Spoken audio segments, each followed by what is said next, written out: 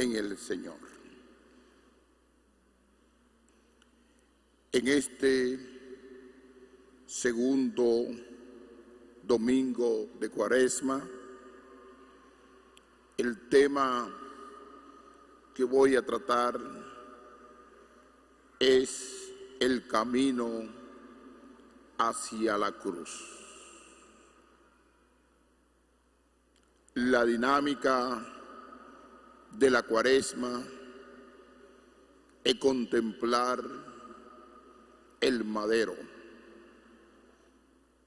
Y dentro de ese marco hemos escuchado 3 lecturas. La primera del libro del Génesis, la segunda de Pablo a los romanos y el Evangelio de Marcos. En el libro del Génesis encontramos un gran personaje, este gran patriarca llamado Abraham, padre de la fe. Aquí hay algo sublime, que es la obediencia, y algo contradictorio, que es la muerte. Abraham se cumple la primera promesa de Dios con su pueblo, que será un padre de una gran descendencia. Pero para producir esa grandeza de Dios, esa bendición de Dios, Dios le coloca una prueba a Abraham. Y cuando yo digo de la fe a la contrariedad, digo lo siguiente: Dios nunca desea la muerte de nadie, sino la vida. Y aquí Dios le pide a Abraham sacrificar al hijo de la promesa, Isaac, al hijo de la promesa. Y dice la palabra de Dios que Abraham subió al monte, preparó el altar del sacrificio para sacrificar al hijo único. Era una tradición de la época. A los dioses les sacrificaban el hijo primogénito.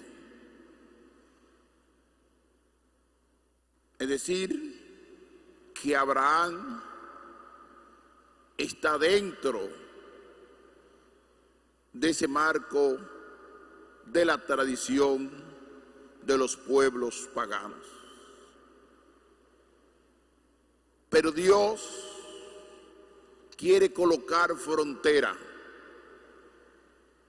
y decir la situación a tiempo. Primero hay una prueba y después Dios limita la libertad en el concepto de bondad. No lo haga, no sacrifique al hijo de la promesa. Dios puso a prueba a Abraham, dice la palabra. Y Abraham respondió: aquí estoy, cuando escuchó la voz de Dios. Toma el hijo de la promesa, y a un sacrificio con él. Y al final del texto, el ángel le ordenó: no alargues la mano contra el muchacho, ni le hagas nada. Ahora he comprobado que temes a Dios.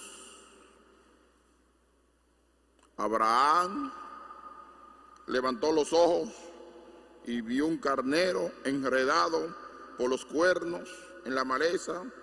Se acercó y hizo el sacrificio, pero salvó al hijo de la promesa. Aquí la dinámica: fe, contrariedad y obediencia. Así es la vida del cristiano. La contrariedad de la cruz. La cruz es signo para el cristiano de salvación. Así como caminó Abraham para sacrificar a su propio hijo, el hijo de la promesa, así será también la dinámica de Dios con su Hijo Jesucristo, donde se va a producir el gran sacrificio en la cruz. Pero aquí es todo lo contrario. Es para producir vida y no para producir muerte. El sacrificado del Nuevo Testamento, que representa la figura de Jesucristo, es para producir vida a través de la resurrección. Y lo vamos a entender en el Evangelio de Marcos. Jesús tomó consigo a Pedro, a Santiago y a Juan. Ellos se encontraban en el llano, en un lugar poblado. Y dice la palabra de Dios: subió aparte con ellos, a solas, a un monte alto. Salió del mundo, salió de lo llano, salió de la población, del ruido del mundo,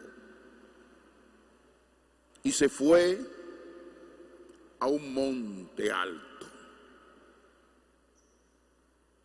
La palabra monte alto quiere decir encuentro con Dios. Y eso es la Cuaresma.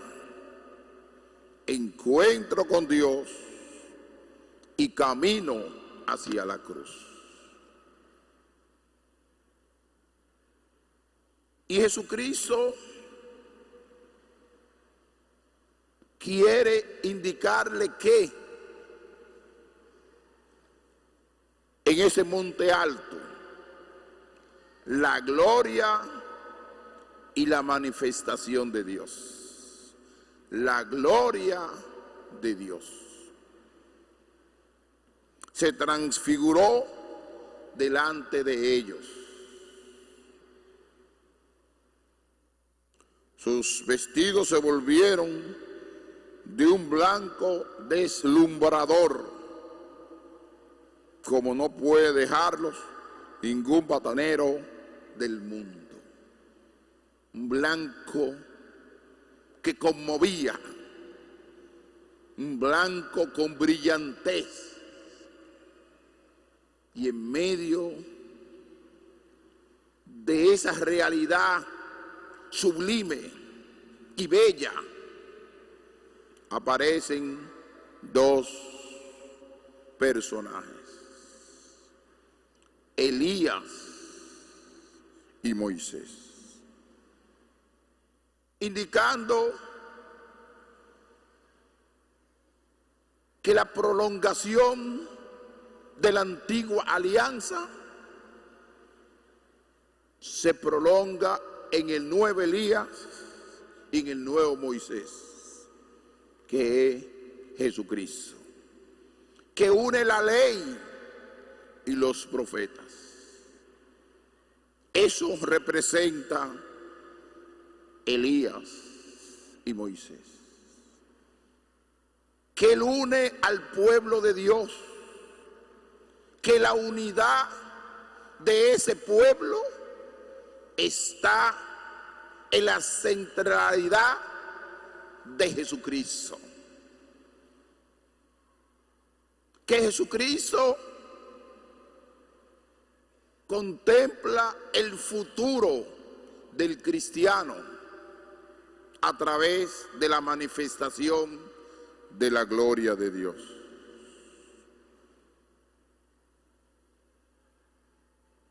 Pero hay un acontecimiento que sucede. Pedro y los discípulos se llenan de miedo. ¿Por qué se llenan de miedo? Por el asombro. Pero ese miedo, en el primer momento, es temor inseguro de ver la maravilla. Pero ese miedo se convierte en seguridad. La gloria y la manifestación de Dios en los discípulos se convierte en seguridad. Qué bien se está aquí. Qué bien vivir aquí.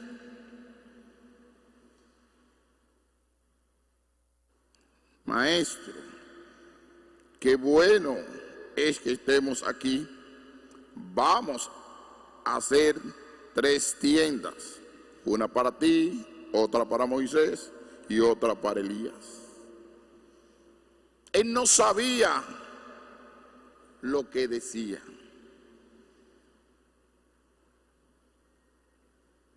Estaban asustados, con miedo. Él no sabía lo que decía. Y le brotó lo que le puede surgir a cualquier ser humano cuando se encuentra seguro. Qué bien se está aquí. Pero ese bien y esa seguridad, Jesucristo se la desactiva, se la quita de la mente. Para llegar aquí hay que comenzar el camino de la cruz, que para los judíos es un escándalo y para los griegos una vergüenza. Escándalo de la cruz. Pero este camino de la cruz hay que hacerlo para contemplar esa transfiguración. Jesucristo lo puso a prueba, como pusieron a prueba a Abraham. Mientras el otro era sacrificio, la muerte del hijo de la promesa, este es alegría, confort con la gloria de Dios. Es todo lo contrario si uno analiza el texto del Génesis y el Evangelio de Marcos. El primero se presenta el sacrificio, el altar para sacrificar al hijo de la promesa. Pero previamente a eso, Dios le da la alegría a Abraham, que va a ser un padre de una gran generación. Comenzó con la tristeza y esa tristeza se convirtió en alegría. Aquí es todo lo contrario. Comienza con la alegría, con la transfiguración. Le muestra la gloria del Señor. ¿Por qué? Porque había de confianza. Y Jesucristo le quiere comunicar esa confianza de la gloria de Dios. Pero para lograr eso, lo dice hoy la palabra de Dios, para que el pueblo entienda, se formó una nube que los cubrió y salió una voz de la nube: este es mi hijo, el amado, escucharlo. Diciéndole, esta es la gloria de Dios, pero vendrá el sacrificio más grande, que es el sacrificio de la cruz. Por eso no abandonen a mi hijo amado. Escúchenlo siempre, en los momentos difíciles, en los momentos de oscuridad, en los momentos de sufrimiento, en los momentos de crisis. Escuchen a Jesucristo, que Él caminará contigo. Y por eso es el tercer llamado de esta cuaresma: escuchar a Jesucristo. ¿Qué quiere Jesucristo por mí? ¿Qué me indica la cruz en esta cuaresma? Este camino cuaresmal, sin la cruz no hay sentido, porque sin la cruz no hay resurrección. Y por eso le dice, de pronto, al mirar alrededor, no vieron a nadie más que a Jesús, solo con ellos. Y cuando bajaban del monte, fíjense, cuando bajaban del monte, les ordenó que no le contase a nadie lo que han visto, hasta que el Hijo del Hombre resucite entre los muertos. Hasta que el Hijo del Hombre resucite. Indicando el padecimiento de la cruz. Porque la cruz no era el signo ni para los judíos, ni para los paganos, sino la cruz es una visión que entra del Imperio Romano para los delincuentes, ladrones,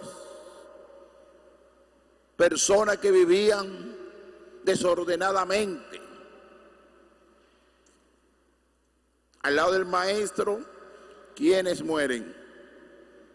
Dos ladrones o dos personas que no vivían. Y cuando a él lo llevan a la cruz, ¿qué gritan? A ese no, sino a Barrabás, que era un delincuente. Así que la cruz era signo de maldición. Para el cristiano, la cruz es signo de bendición. ¿Por qué? Porque caminamos hacia la vida. Sin cruz no hay Pascua. Pero esa cruz la llevamos cada día nosotros. Porque la simbología de la cruz se colocó en tiempo de Constantino, aproximadamente entrando el siglo III, el siglo IV de la era cristiana, que se colocó en el Santo Sepulcro para simbolizar que todos los cristianos tenemos que asumir la cruz. Que en ese sepulcro que no está ahí, el gran símbolo es la cruz, pero está vacío porque ha resucitado. Pero se queda en el sepulcro la cruz. Así es la vida de nosotros, marcada por la cruz, camino hacia la resurrección. Por eso los cristianos no podemos quedarnos con odio, con mediocridad, con celo, con murmuraciones, chismear, destruir al otro, porque eso no es de Dios. Tenemos que dejar la realidad del mundo para pasar a la trascendencia de Dios. Dejar la realidad mundana, lo que nos ofrece el mundo, para pasar a la trascendencia de Dios. Por eso los cristianos tenemos que dejar el mundo. ¿El mundo qué? Competencia, grandeza, poder, influencia, macuteo, escalar puesto de trabajo de la forma que sea, haciendo de daño al otro, que el hombre pierde la visión de la cruz, pierde la visión de ese caminar cuaresmal hacia la resurrección. Se pone ciego frente a la realidad de este mundo, la realidad mercantil, la realidad del consumo, la realidad del tener, del poder, del dominio, porque hay gente que le gusta dominar, controlar y tener todo centralizado en sus manos. Y eso es la cruz. En la cruz uno se encuentra indefenso delante de Dios. Uno se encuentra impotente delante de Dios. Por eso la cruz para el cristiano es un camino. Pero la cruz para el cristiano no es una parada fija, que uno se para ahí y permanece en la cruz. La cruz es transitoria, es un camino hacia la salvación. Y hay miles de cristianos que se quedan en la cruz. Cuando ustedes observen a un cristiano que busca grandeza, se quedó en la cruz. Que busca poder, se quedó en la cruz. Que busca escalar puesto, se quedó en la cruz. Porque no es la misión ni la vocación de un cristiano. La vocación de un cristiano es el servicio, que es lo complementario a la cruz, que es el amor, que es lo complementario a la cruz, que es la entrega, que es lo complementario a la cruz, que es la generosidad. Pero cuando nos quedamos en la mediocridad, en el suelo de la vida, en la mundanidad de este mundo, se nos cierra los ojos y nos emborrachamos del poder y de la grandeza humana. Y lo peor, un cristiano emborrachado del poder, embobado por el poder, embobado por la grandeza, porque vive una vida de engaño, de mentira y de falsedad. Y llega un momento en que hace la cosa con pura normalidad. Es capaz de destruir al otro como si fuera algo normal, de engañar al otro, de difamar al otro como si fuera algo normal. ¿Y qué dice hoy el Evangelio de Marcos? Escuchen a mi hijo, escuchen a mi hijo. ¿Y desde qué realidad tenemos que escuchar al Hijo de Dios? De la realidad de la cruz. Y eso se traduce en amor, en servicio y en entrega. Que en esta cuaresma vamos caminando, pero ese camino es con el madero, pero ese madero se convertirá muy pronto en gozo y alegría con la resurrección.